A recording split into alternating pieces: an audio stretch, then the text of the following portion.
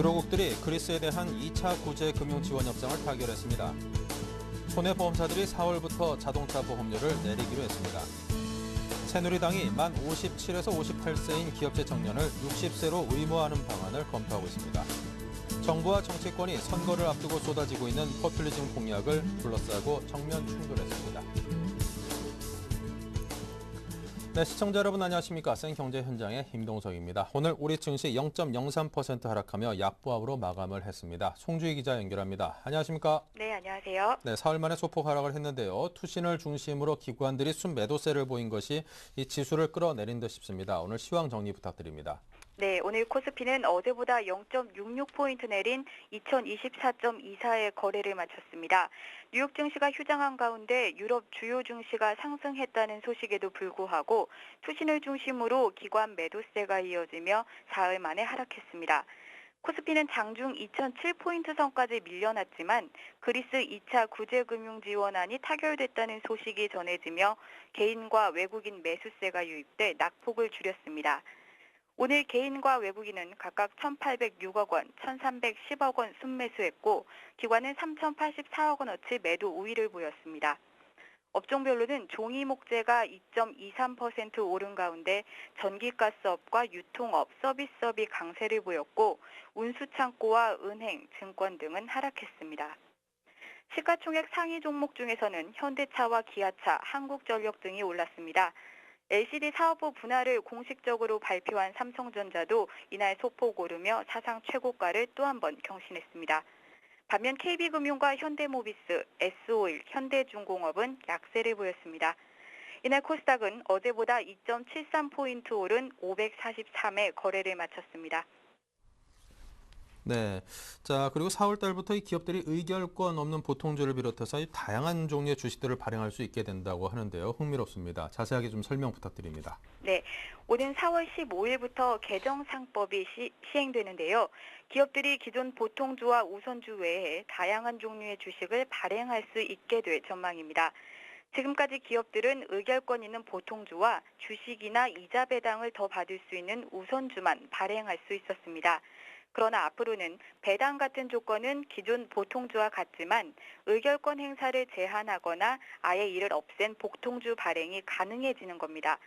이와 함께 배당 금액이 회사의 특정 사업 부문 실적에 연동되는 이른바 트래킹 주식도 등장할 것으로 보입니다. 상환 조건부 주식 또는 전환 조건부 주식 발행도 수월해집니다.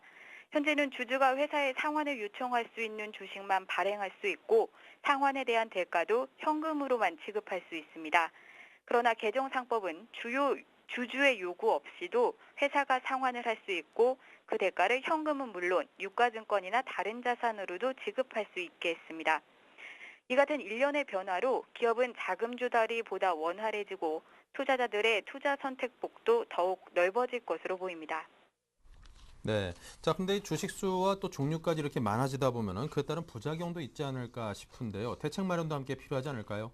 네, 그렇습니다. 주식 종류가 다양해지는 데 따른 우려의 목소리도 있습니다.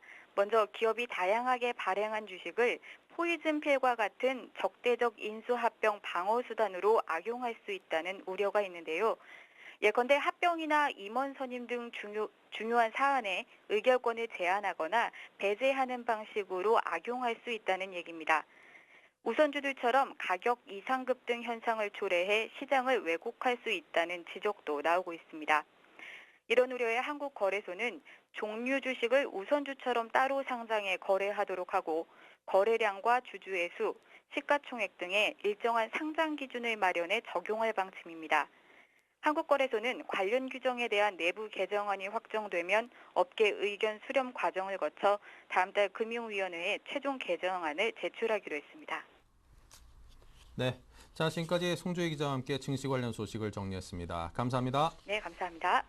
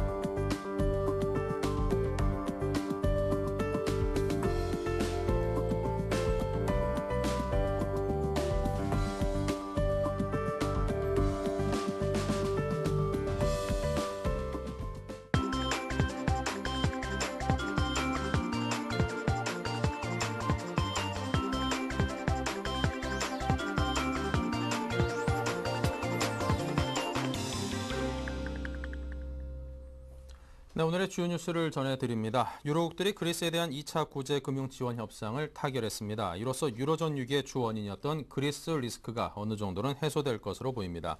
장클로드 융커 유로그룹 의장은 유로존 재무장관들과의 12시간여에 걸친 마라톤 협상 끝에 2014년까지 최고 1,300유로의 추가 구제 금융을 제공하기로 했다고 밝혔습니다.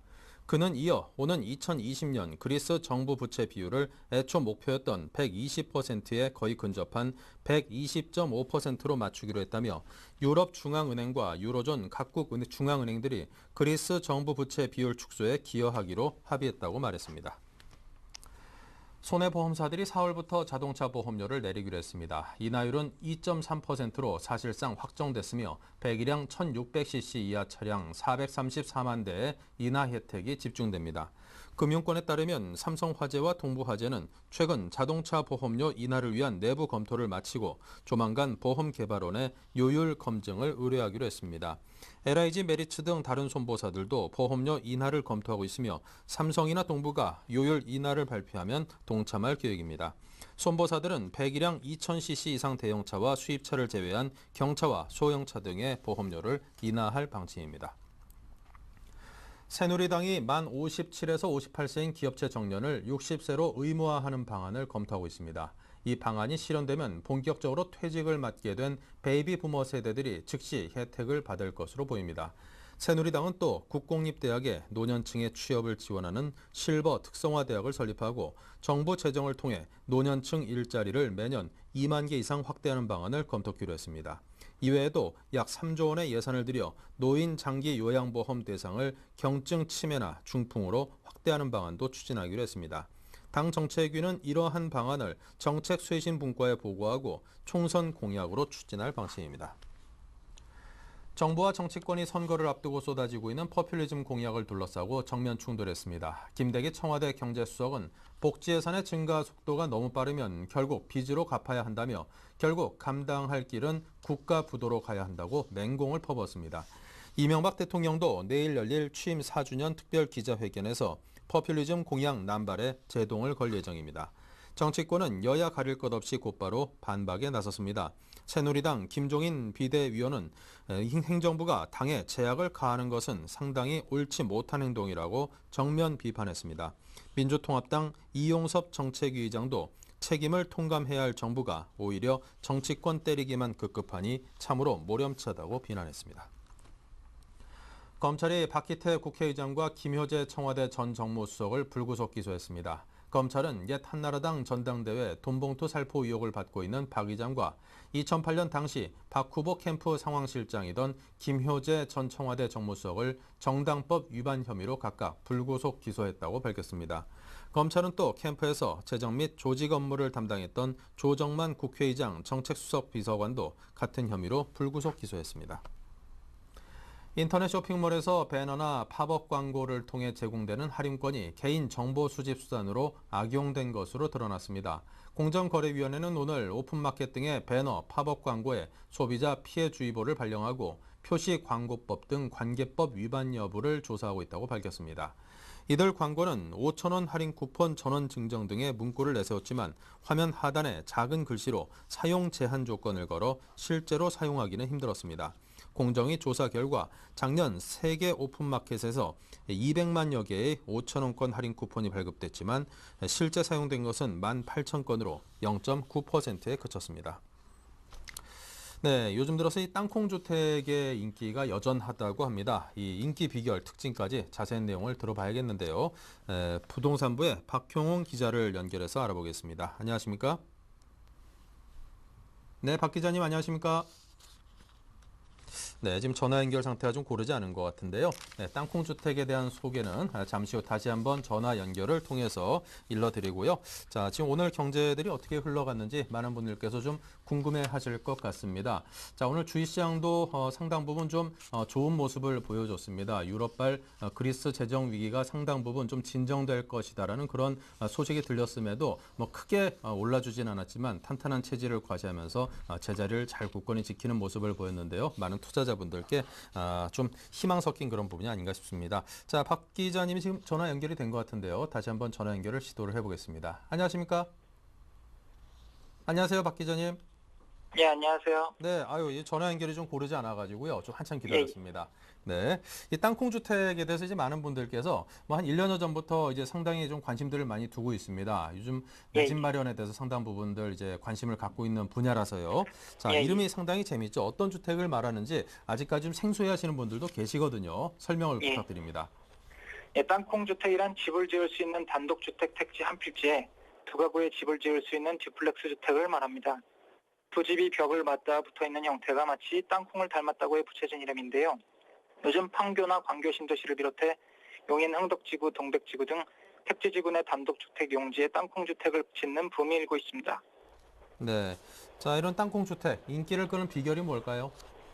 예, 땅콩주택이 인기를 끄는 이유는 오랜 주택 경기 침체로 아파트를 통한 시세 차익을 거두기가 어려워지고 또한 베이비 부머들의 은퇴가 시작되면서 아파트보다는 개성이 강한 땅콩주택을 선호하는 수요자들이 늘어나고 있는 데 있습니다. 아울러 지난해 5월 1일 정부가 택지개발지구 단독주택에 대한 규제 완화 등의 내용을 담은 부동산 대책을 발표하면서 용인 동백 기흥지구나 판교 등에 위치한 수도권 단독주택지에 관심을 갖는 수요자들이 크게 늘어나고 있는 추세입니다. 5일 부동산 대책은 택지개발지구 내 단독주택은 종전 2층에서 3층까지, 점포교명 주택은 3층에서 4층까지 지을 수 있는 내용을 담고 있습니다. 이에 따라 업계에서도 상품 다변화를 통한 경쟁력 강화로 수요자들의 눈길을 끌기 위해 노력하고 있는데요. 최근 선보이는 주택들은 같은 단지에서도 테라스형, 타운형, 계층 혼합형 등 다양한 주택 입형이 선보이는가 하면 동일한 면적에서도 수요자들이 기호에 맞게 선택할 수 있도록 설계가 다양화되고 있습니다. 또한 집주인이 원하는 컬러와 패턴이 반영된 컬러 강판 생산이 가능한 주택도 나오고 있습니다. 네. 자, 그런데 이제 뭐 건축을 할 때 유의해야 될 점들도 상당 부분 있어 보입니다. 어떤 것들에 좀 주의를 해야 될까요? 예, 기존 주택의 경우는 주택 매입자가 시세 차익을 노리고 접근하는 경우가 있으나 땅콩주택은 집주인의 개성에 맞게 건물 내부를 설계해서 시공하는 주택이기 때문에 다시 되팔기가 어려운 점이 있습니다. 황금성이 떨어진다는 단점이 있기 때문에 땅콩주택에 관심을 갖는 분들은 시세 차익보다는 철저하게 실거주 목적으로 접근해야 한다고 전문가들은 조언하고 있습니다. 게다가 최근 단독주택에 대한 인기가 높아지면서 단독주택을 지을 수 있는 필지에 대한 가격도 올라가는 추세라 전체 시공비까지 더해지면 가격이 크게 상승할 수 있는 점을 유념해야 합니다. 또한 열효율 등도 일반 주택보다 자칫 떨어질 수가 있기 때문에 주택을 짓는 내외장재에 대해서도 꼼꼼히 살펴봐야 합니다. 네, 자, 지금까지 부동산부 박형윤 기자를 연결해서 땅콩 주택에 대해 들어봤습니다. 감사합니다. 네, 감사합니다.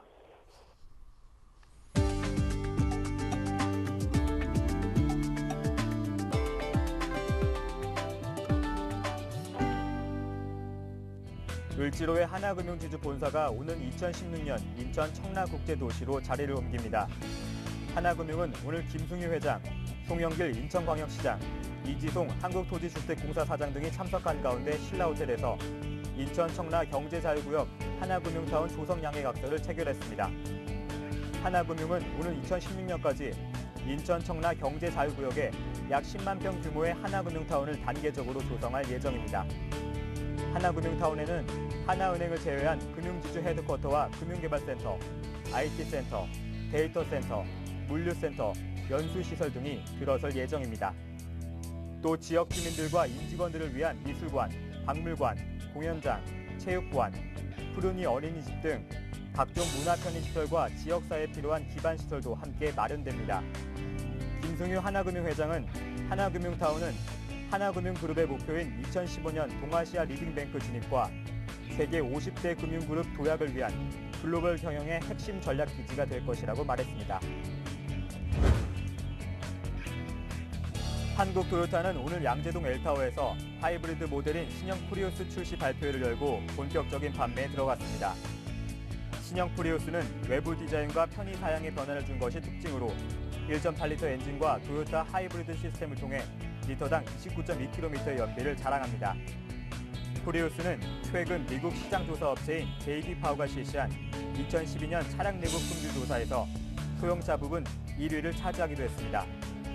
이번에 한국에 출시된 모델은 프리우스 S, 프리우스 M, 프리우스 E 등 3가지 트림으로 세계 최초로 솔라 패널을 장착한 최상위급 모델인 프리우스 S의 판매 가격은 4,120만 원입니다. 한국형 내비게이션을 적용한 표준형 모델인 프리우스 M은 기존 모델보다 20만 원 내려간 3,770만 원, 실속형 모델인 프리우스 E는 660만 원 낮아진 3,130만 원에 판매됩니다. 롯데슈퍼는 내일부터 28일까지 일주일간 한라봉 2kg 한 박스를 10,000원에 판매합니다. 롯데슈퍼는 이번 행사를 위해 총 200톤, 10만 박스의 한라봉을 준비했습니다. 올해는 밀감이 흉작이어서 한라봉으로 수요가 몰리고 있는 가운데 롯데슈퍼는 한라봉 물량을 미리 확보해 밀감보다 오히려 35%가량 저렴한 가격에 상품을 내놓았습니다. 삼성전자가 미국에서 판매한 TV에서 부품 불량이 발견돼 집단 소송이 제기된 것과 관련해 앞으로 18개월간 보상 수리를 해주기로 했습니다. 고객들이 이전에 개인적으로 수리한 비용은 따로 보상해주기로 했습니다. 삼성전자가 2006년에서 2008년 미국에서 판매한 LCD TV와 PDP TV, DLP TV의 일부 모델 부품에 불량이 발견돼 오클라호마 등 미국 3곳에서 소송이 제기됐지만 이번 조치로 소송은 마무리됐습니다. 네, 이상으로 생경제 현장을 마칩니다. 감사합니다.